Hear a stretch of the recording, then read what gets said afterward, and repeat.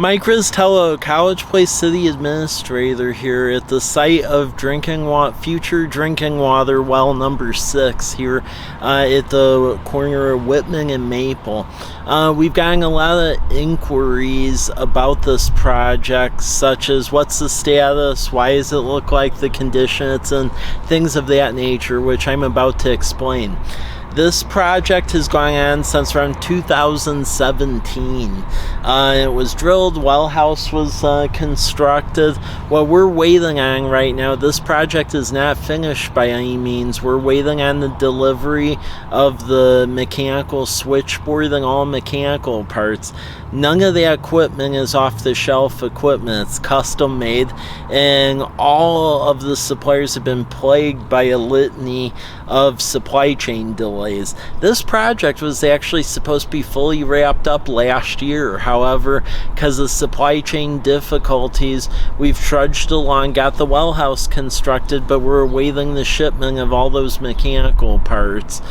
We've received information that makes us believe that it should be here within a month or so. However, once it even gets installed, you know, this is all custom equipment, so even once this stuff is ready to go, there is a testing phase before you can fully hook up the well and then get it brought into the full system. So we are hopeful this thing should be live by the fall.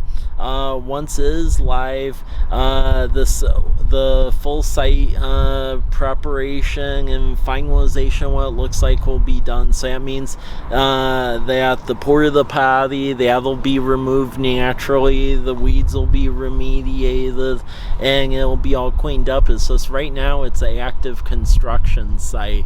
In fact, even the power generator behind the fence right there, that was just recently installed last week.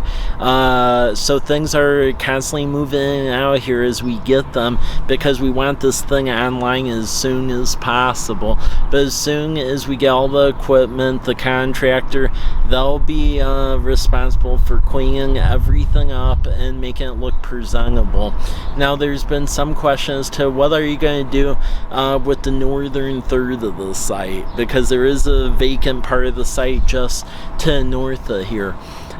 So that property, it's not like we can split this property and then like sell the remainder to a developer or something, because as part of state regulations for these drinking water wells, you have to have an emergency overflow should something happen and it leak water. So if you notice on that site, you'll notice that there's like a little gravel ditch that goes from the side of this new well to the ditch that's existed for a long time along Whitman Drive.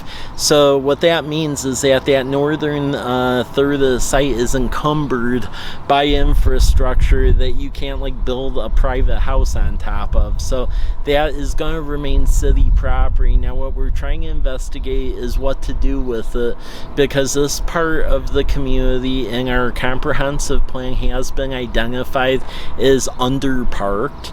So our citizen-led Park Arbor and Recreation Board, they are working with a consultant, PBS Engineers, to identify potential park uses for this site right here.